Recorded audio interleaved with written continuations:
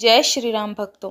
एक बहुत गहरी बात जो मैं आपसे पूछना चाहती हूँ कि क्या आपके साथ कभी ऐसा हुआ है कि भगवान का नाम जब छूट गया हो और आपको कोई फर्क ही ना पड़ा हो? अगर हाँ, तो आज की यह बात आपके लिए बहुत ज़रूरी है। सोचिए, जब आप अपनी माँ के गर्भ में थे, चारों ओर अंधेरा था, ना कोई सहारा, ना कोई ताकत, फिर भी आप सुरक्षित थे, सांस ले रहे थे, जीवित थे। उस समय आपकी रक्षा कौन कर रहा था? तो वो भगवान ही थे, जिन्हें हम सबसे ज़्यादा भूल जाते हैं। भक्तों, सच्चाई ये है कि जिस दिन भगवान का नाम छूट जाए और आपको कोई फर्क भी ना पड़े, तो समझ लेना कि वही दिन हमारे जीवन की सबसे बड़ी गिरावट का दिन है। हम दिन रात धन दौलत और झूठे रिश्तों के पीछे भागते रहते हैं, लेकिन क्या हम कभी पूरी तरीके से सेटिस्फाइड हो पाते हैं? नहीं। हमेशा चाहे हम कितना भी प्रयास कर ले, पूरी तरह से संतुष्ट हम कभी भी नहीं हो पाते, क्योंकि सच्चा सुख, सच्ची शांति सिर्फ भगवान के नाम में है। अगर आप आज भी संभल जाएं, तो आपका पूरा जीवन बदल सकता है। इसलिए आप वीडियो को लास्ट तक ज़रूर देखिए। हो सकता है कि ये वीडियो आपके जीवन की दिशा को बदल दे। तो नमस्कार भक्तों, आपका बहुत बहुत स्वागत है हमारी इस वीडियो में। देखिए, मनुष्य का स्वभाव ऐसा होता है कि उसे संसार की व्यर्थ बातों, जैसे कि ये अच्छा है, ये बुरा है, इसने हमारे साथ ये किया, उसने हमारे साथ वैसा कर दिया, सुख सुविधाओं, धन दौलत आदि की चर्चाओं में ही बहुत सारा समय निकल जाता है और हमें इन चीज़ों में बहुत आनंद भी आता है।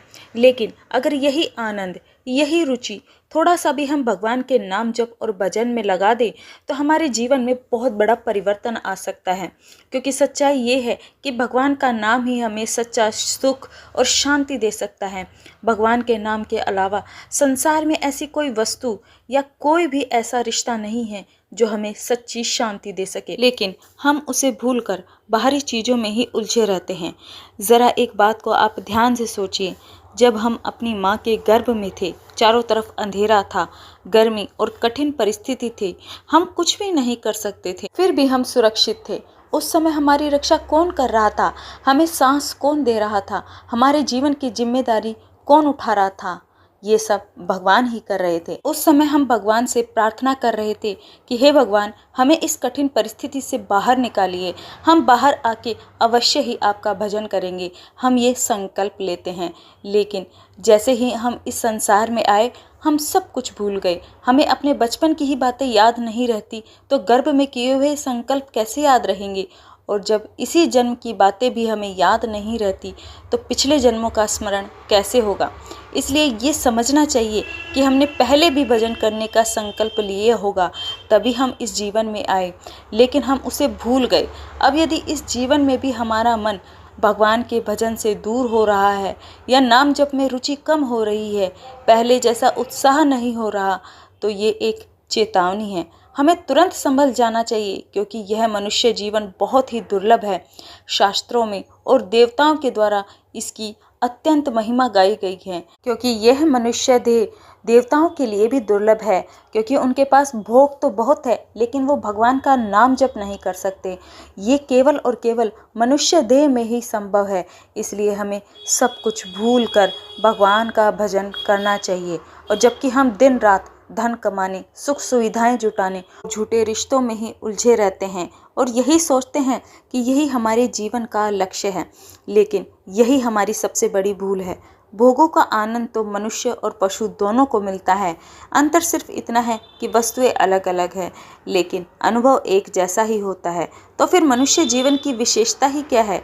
वो है भगवान का भजन और नाम जप। यहाँ पर एक बात आप अच्छे से समझ लीजिए कि हम आपको ये नहीं कह रहे कि आप अपने काम को छोड़ दें, आप अपनी जिम्मेदारियों को छोड़ दें।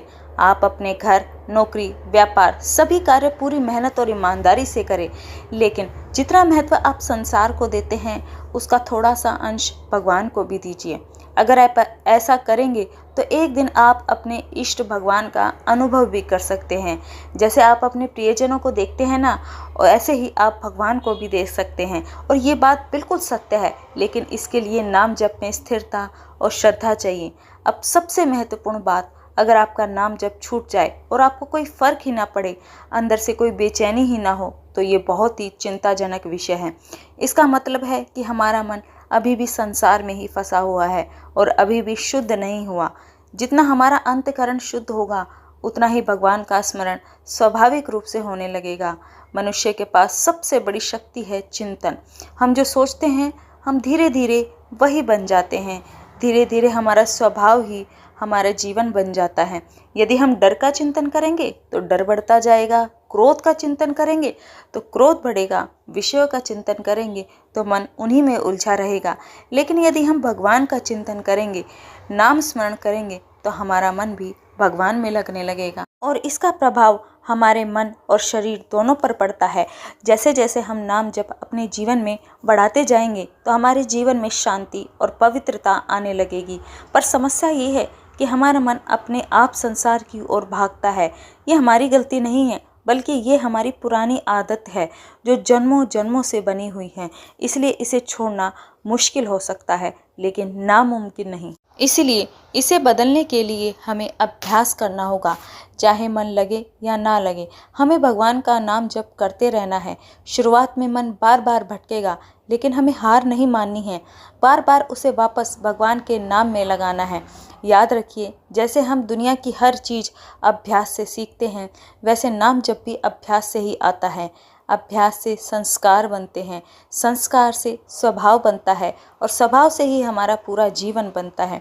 इसलिए यदि हमें अपना जीवन बदलना है तो हमें पहले अपने चिंतन को बदलना होगा और चिंतन बदलने का सबसे सरल और प्रभावी तरीका है भगवान का नाम जप। जितना हो सके, जितना समय मिले, चाहे काम करते ही क्यों ना हो, भगवान का नाम लेते रहिए।